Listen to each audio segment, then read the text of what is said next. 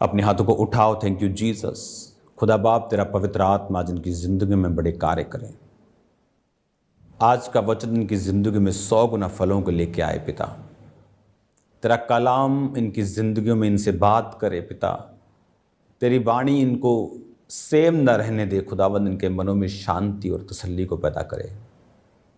ये वचनों को सुने और सेम न रहें, प्रभु यीशु मसीह के पवित्र नाम में, आमीन आमीन। एवरी डे रोज वचन को सुनना ये आपके लिए, मेरे लिए ब्लेसिंग है। मेरा सुनाना मेरे लिए ब्लेसिंग है। आसान नहीं है लेकिन मुश्किल भी नहीं। बाइबल कहती है प्रेरितों के काम में कि जब प्रेरितों को बोला गया कि हमारी विधवाओं की सुधि नहीं ली जाती, तो उन्होंने कहा कि ऐसा तो हो नहीं सकता कि हम वचन और प्रार्थना की सेवा को छोड़कर खिलाने और पिलाने की सेवा में रहे। तो आओ हम 7 मनुष्यों को चुनते हैं जो ये काम करेंगे। आज उस वचन को हम पढ़ते हैं। 11 आयत से शुरू करता हूँ। मत्ती 1:11 1:11। और बंदी होकर बेबीलोन जाने के समय में योशिय्याह से यकुन्याह और उसके भाई उत्पन्न हुए। तो मैंने आपको बताया था कि क्यों वंशावली लिखी है। आज लोगों को मालूम नहीं है। आप उनसे पूछ सकते हैं कि आपके परदादा का नाम बताइए, अपने परदादा के दादा का नाम बताइए, उन्हें नहीं मालूम।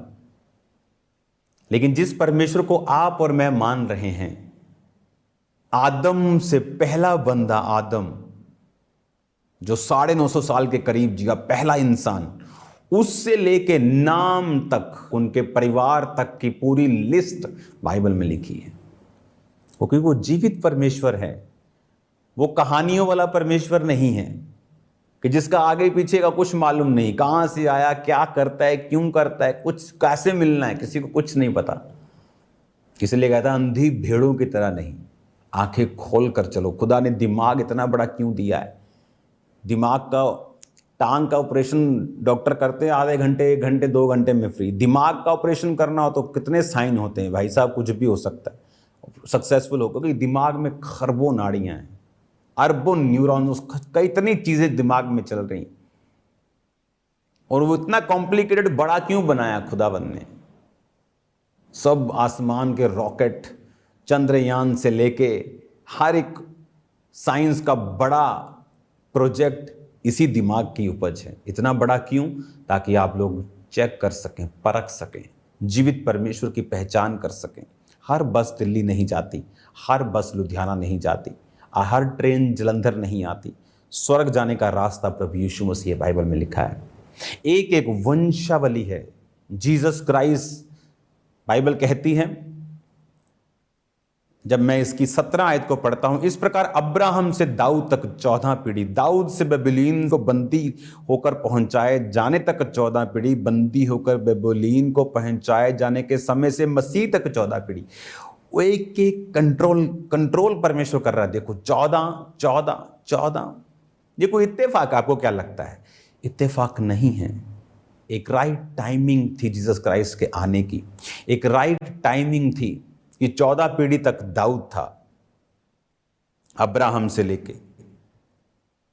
फिर जब बंदी बना लिए गए, दाऊद से लेके बंदी बनाने के टाइम तक 14 पीढ़ी, बंदी बनाए जाने के बाद से जीसस तक 14 पीढ़ी। और आप बोलते हो, लोग बोलते हैं जीसस क्राइस्ट क्या सच्चा खुदा है? वो जीवित खुदा है। मैं आपको डिक्लेयर कर रहा हूं, वो कमाल का जीवित परमेश्वर है, बोलने वाला, जिंदा, सुनने वाला खुदावंद है। अब बंदी क्यों बनाए गए? अगर आप पढ़ेंगे बाइबल में तो जो 10 आयत थी, हिजकिय्याह से मनश्शा उत्पन्न हुआ। यहां प्रॉब्लम हुई। क्या प्रॉब्लम हुई? जो हिजकिय्याह था, परमेश्वर ने उसे एक मैसेज दिया, हिजकिय्याह तेरी उम्र खत्म हो गई। उसको एक रोग हो गया था, वो कैंसर का रोग था। जब उसकी उम्र खत्म हो गई तो हिजकिय्याह को, क्योंकि और कोई भी आपको जब फोड़ा होता है या बड़ा कोई जख्म होता है तो मोस्टली हील हो जाता है, लेकिन जो कैंसर की चीज़ें होती हैं वो ठीक नहीं होती। तो उसके एक ऐसा जख्म था जो हीलिंग नहीं हो रहा था, लेकिन उसकी मौत के करीब उसको लेके जा रहा था। खुदा ने कहा तेरी मौत आने वाली है, तो अपने घराने को जो आज्ञा देनी है दे, जो बांटना है बांट, जिसमें जो करना है कर, तू आने वाला है मेरे पास। तो बाइबल कहती उसने दीवार की ओर मुंह किया और प्रभु को बोला कि परमेश्वर मैं आज्ञाओं को मानता आया हूं, मैं तेरे साथ वफादारी करता आया हूँ, मैं अपने पूरे तन मन से तेरे साथ चलता आया हूँ, मैं मरना नहीं चाहता। तो बाइबल कहती परमेश्वर ने अपने नबी को बोला कि जा और उसको बोल मैं तेरी उम्र को 15 साल बढ़ाता हूँ और अंजीर की टिक्किया उसके जख्म पर बांध देना, वो ठीक हो जाएगा। और वो ठीक हो गया। उसको प्रभु ने निशानी भी दी कि घड़ी का इधर जाती जाती घड़ी होती थी, वो इधर चली जाएगी। तो उसको अलग आप बाइबल पढ़ेंगे तो आपको समझ आएगा। यो यशायाह 38 में, या आप पढ़ लेना कहाँ पे हिजकिय्याह की स्टोरी है, 2 जगह बाइबल में उसकी स्टोरी है, इतिहास में भी शायद है, तो आप उसको पढ़ लेना। तो जब उसका टाइम आएगा तो मैं आपको पढ़ा दूंगा। तो जब अब आगे सुनने वाली बात है, क्यों बंदी बनाए गए? तो बंदी इसलिए बनाए गए कि जब परमेश्वर आपको ग्रेस देता है, मेक श्योर आप उस ग्रेस को अब्यूज ना होने दें। अब्यूज कैसे हुआ कि जब हिजकिय्याह को 15 साल उम्र मिल गई, तो जब पड़ोसी देश के राजाओं को मालूम हुआ कि भाई साहब वो तो डेथ बेड से मरता मरता भाई साहब ये तो पूरा चंगा हो गया बंदा, तो उन्होंने, अब ऊपर से खुश हैं लेकिन अंदर से तो फिर जले पड़े हैं वो, और वो आए इसके पास। और बाइबल कहती हिजकिय्याह ने अपने सारे हथियार कहाँ रखता है, क्या सिस्टम है, अपने दुश्मनों को दिखा दिया। परमेश्वर नाराज हुआ और उसको श्रापित किया। पर हिजकिय्याह इतना मंदबुद्धि था कि उसने उस श्राप को रिवर्स करने की कोशिश नहीं की, क्योंकि प्रभु ने कहा था तेरे वंश के टाइम में ऐसा होगा। उसने कहा ठीक है। और अगर आप बिब्लिकल हिस्ट्री का सबसे वर्स्ट मोमेंट, सबसे खराब, सबसे दुखदायी घटना इस समय तक, बंदी होने तक, इस समय तक अगर सबसे कोई वर्स्ट घटना घटी है बुरी, तो वो बंदी होना थी। पूरी इज़राइल कौम को बंदी बना लिया गया। सबसे वर्स्ट, आदम के गुनाह के बाद, नूह के सारी फ्लडिंग के बाद, ये वन ऑफ द टॉप सबसे बुरी घटना इज़राइलियों के साथ घटी है। रीजन, क्योंकि जो उसका बेटा था 10 आयत में, हिजकिय्याह से मनश्शे पैदा हुआ।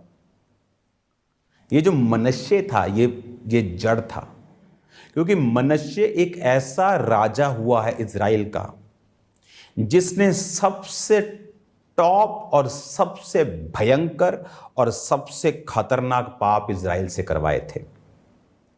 वो बाल पूजा हो, वो व्यभिचार हो, वो जादू टोना हो, परमेश्वर के खिलाफ चलना हो, सबसे भयंकर जो पाप करवाए थे वो मनश्शे ने करवाए थे।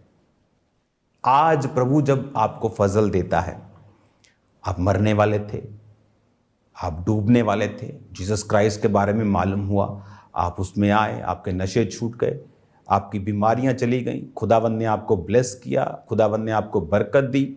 लेकिन अब जब लंबा समय मिल गया है, ग्रेस पीरियड मिल गया है, खुदा ने दया कर दी है, तो मेक श्योर आप ऐसा कोई काम ना करें कि हिस्ट्री में आपका नाम लिखा जाए। कुछ लोग प्रभु में मर रहे होते थे, प्रभु में आते थे, नशा छोड़ दिया, सेवकाई में आ गए, सेवकाई में आकर गिर गए, सेवकाई में आकर व्यभिचार किया, चर्च में चोरी की, कमीशनबाजियां की। अब उस ग्रेस को जो आप पर थी आपने अब्यूज कर दिया। उसका असर क्या हुआ? मनश्शे जो इसका बेटा पैदा हुआ, उसने भाई साहब, उसने जबरदस्त रीति के साथ खतरनाक काम कर दिया। उसने इतना गंदा इज़राइल में माहौल बना दिया कि परमेश्वर ने उन सभी को बेबीलोन के अधिकार में करके, वो भवन जो दाऊद ने अपने पर्सनल सोना देके बनाया, सब खत्म कर दिया उन्होंने, पूरी महिमा को मिट्टी में मिला दिया। और मनश्शे रॉन्ग होने के बावजूद भी, अगर आप देखेंगे इतिहास की पुस्तक में पढ़ें, बड़ा लंबा उसने राज किया। और लोगों को लगता कि ये तो खुदा के खिलाफ चल रहा है, इतना लंबा राज, खुदा होता तो लंबा राज क्यों कर रहा है? लेकिन बड़ी डेंजरस चीज़ है ये, मैं आपको बता रहा हूँ। जब किसी के गलत चलने पर उसको रिजल्ट नहीं मिलता उसके गलत का, तो ये सोच लो कि परमेश्वर बहुत कुछ खतरनाक प्लान कर रहा है। आप आज कुछ गलत करें, कल कुछ आपको जवाब मिल जाए, थैंक्स करो खुदावंद का कि आप फ्री हो गए हो, जल्दी सजा मिल गई, आप खत्म, फ्री हो गए। लेकिन अगर वो जवाब नहीं दे रहा है तो फियर हिम, क्योंकि वो जवाब बहुत लॉन्ग टाइम तक इफेक्ट होने वाला आपको देने की कोशिश कर रहा है। अब वो बंदी बना लिए गए। इमेजिन करो, राजा बंदी बना लिया गया, प्रजा, अमीर लोग, बिजनेसमैन, बुजुर्ग, बच्चे, घर, एवरीथिंग, भवन जला दिया, सब मिट्टी कर दिया। क्यों? क्योंकि हिजकिय्याह नाम एक प्रभु के बंदे ने ग्रेस को अब्यूज कर दिया। मनश्शे नाम के उसके बेटे ने इज़राइल में पूरा गंद मचा दिया। इतना मूर्ति पूजा, इतना गलत काम उन्होंने किए, व्यभिचार से लेके, कि परमेश्वर ने उसको ऐसा जवाब दिया जिसको रिवर्स करने में पीढ़ियां लग गई उनके। उसी के बीच में तो नेहमिया उठा। जब नेहमिया के पास भाई यार बोला कि यरूशलेम की हालत बहुत खराब है, वो कौन सा टाइम था? वही टाइम की बात कर रहा हूं, जब बंदी होने के बाद। हालेलुया। अपनी लाइफ पर की गई खुदा की ग्रेस को अब्यूज मत करें। खुदा ने जो अनुग्रह आपको दिया है उसे तुच्छ मत समझें। जो ग्रेस जितनी दी है, आज आपके पास थोड़ी ग्रेस है, थैंकफुल रहें, कल बढ़ जाएगी। आज आपके पास ज़्यादा बरकत है, थैंकफुल रहें, कल बढ़ जाएगी। उस बरकत में आप वफादार नहीं हैं, कल की गारंटी नहीं है। बाइबल कहती है जो थोड़े में धर्मी नहीं रहा वो ज़्यादा में भी धर्मी नहीं रहेगा। बाइबल कहती है जो थोड़े में वफादार नहीं रहा वो ज़्यादा में भी वफादार नहीं रहेगा। आपको ये बात का ध्यान रखना है, आपको धर्मी रहना है, थोड़े में वफादार रहना है, ताकि परमेश्वर आपको बरकत दे।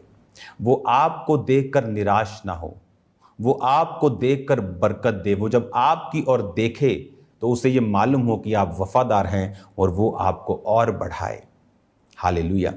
अब जब हमने वंशावली को 1 से लेके 17 आयत तक पढ़ लिया, हमें यह मालूम हुआ वंशावली में कौन लोग जुड़े, जो लोग परमेश्वर के साथ वफादार थे। दाऊद के बाद सुलेमान का नाम आया, दूसरों का नाम क्यों नहीं आया? क्योंकि सुलेमान एक आत्मिक व्यक्ति था जिसने दाऊद अपने बाप को पूरी तरह से फॉलो किया, बाकियों ने फॉलो नहीं किया। किसी को लगता था दाऊद का जो बड़ा बेटा था वो राजे का दोता था, यानी उसकी जो माँ थी वो एक राजकुमारी थी। तो उसे लगता था कि मेरा नाना राजा है, मेरी माँ राजकुमारी है, बाप दाऊद मेरा राजा है, मुझसे बेटर तो कोई हो ही नहीं सकता इस राज को चलाने के लिए, मैं तो अगला राजा हूं ही। आप मिनिस्ट्रीज में जाके देखो कौन लोग कामयाब हैं। जो लोग अपने आप को समझते कि मैं तो कोर्स करके आया हूं, मेरे पास प्रोफेशनल डिग्री है, मैं तो ये, और वो फेल हो जाते हैं मिनिस्ट्री में। और कौन कामयाब नजर आते हैं आपको? जो स्पिरिट को फॉलो करते हैं, जो अपने मेंटर की बातों को फॉलो करते हैं, जिनको मालूम है कि मुझे काम करना है, असाइनमेंट है। क्योंकि आपके मेंटर को जो मालूम है वो आपकी प्रोफेशनल डिग्री फेल है उसके सामने। आप जाओ मेरी टीम से बात करो, जो लोग कंस्ट्रक्शन कर रहे हैं, जो लोग काम कर रहे हैं, उनसे बात करो। डिग्रियां होने के बावजूद भी जो फाइनल इंस्ट्रक्शंस परमेश्वर हमें दिखाता है वो मानते हैं, और उन्हें मालूम है कि जो आप बोल रहे हो वाकई बाद में वही चीज काम करती है। हालेलुया। यही चीजें हैं कि जब आप आत्मिक हो जाते हैं, परमेश्वर आपको अपनी बुद्धि देता है, आप में क्राइस्ट की बुद्धि काम करती है। और जब आप इन चीजों को फॉलो करते हैं, आप देखते हैं कौन कामयाब हुए? जो स्पिरिट को फॉलो करने वाले लोग हैं, जो आत्मा को फॉलो करने वाले लोग हैं। एक्सपीरियंस्ड दाऊद का आपने अगर राजा चुनना हो, कौन चुनेंगे? एक आम से, उसकी मम्मी जो उरिया थी वो कौन थी? एक आम सैनिक की पत्नी, जो जी सर जी सर जी सर जी सर जी राजा जी। दाऊद की उससे शादी हुई, एक तरह का उसको त्यागा गया था। उसकी पत्नी, बाकी बच्चे उसको क्या समझते होंगे आप नोटिस कर सकते हैं। वो सुलेमान मालूम था, past is past and my past is over. जब खुदा आपको बढ़ाता है, आपके पास्ट को नहीं देखता। जब वो आपको ब्लेस करने की ठान लेता है और आप उसके पीछे चलने को ठान लेते हैं, वो पास्ट को नहीं देखता। उसने तो लिखा है, क्या तुम नहीं जानते यहोवा ने जगत के निर्बलों को चुन लिया है। परमेश्वर ने जगत के तुच्छों को चुन लिया। क्योंकि तुच्छ ये समझ के प्रभु के पास जाते हैं कि मैं जीरो हूं, और हीरो ये समझ के प्रभु के पास जाते हैं कि मेरे जैसा कोई हीरो ही नहीं, और प्रभु हीरो को जीरो और जीरो को हीरो करता है। हालेलुया। सुलेमान कामयाब क्यों हुआ और वो इस वंशावली में क्यों आया? क्योंकि एक्सपीरियंस मैटर नहीं करता, स्किल्स मैटर नहीं करती, पहले आपकी स्पिरिट, आपकी आत्मिकता, स्पिरिचुअलिटी और आपकी जो फॉलो करने की ताकत है वो फॉलो करती है। हालेलुया। उसने दाऊद को उसकी टेस्टिमनी को फॉलो किया। दाऊद के बाकी भाई फेल हो गए थे, लेकिन दाऊद फेल नहीं हुआ। उसी तरह सुलेमान को मालूम था कि मैं फेल नहीं होऊंगा, बाकी भाई उसके फेल हो गए, लेकिन परमेश्वर की मर्जी सुलेमान पे आई, अगला राजा भी वो बना, और वंशावली में भी सुलेमान का नाम है। क्या आपका नाम जीसस क्राइस्ट की वंशावली में है? क्या जीसस क्राइस्ट आपको एक बेटे और बेटी के रूप में देखते हैं? क्या जब वो आपको देखते हैं जीसस क्राइस्ट के मन में आपके लिए क्या आता है? क्या आप एक उजाड़ू बेटे की तरह उससे भाग चुके हैं पाप में, अपनी मर्जी कर रहे हैं, उड़ा रहे हैं सब कुछ और अकाल में घूम रहे हैं राइट नाउ? या आप एक ऐसे बेटे के समान हैं जो उसकी आज्ञाओं को मान रहे हैं और खुदावंद कह रहा है मेरे बेटे सब कुछ तुम्हारा है, जो कुछ तुम देख रहे हो इट्स योर्स, सब कुछ तुम्हारा है, तुम्हारे ही लिए मैंने पैदा किया और तुमने इसे अपनी आज्ञाकारिता से लिया है। हालेलुया। अगर आप इसमें देखें, यहूदा 3 आयत में यहूदा और तमार से फिरिस और जोरा उत्पन्न हुए। इसमें एक बहुत बड़ी स्टोरी है। जो यहूदा था उसके जो बाइबल कहती है वो संगति से निकल गया था। जब इन लोगों ने अपने भाई को बेचा, यूसुफ को बेच दिया था, तो आपको मालूम है यूसुफ को बेचने के बाद परमेश्वर का कर्ज इस पूरे भाइयों पे आया था।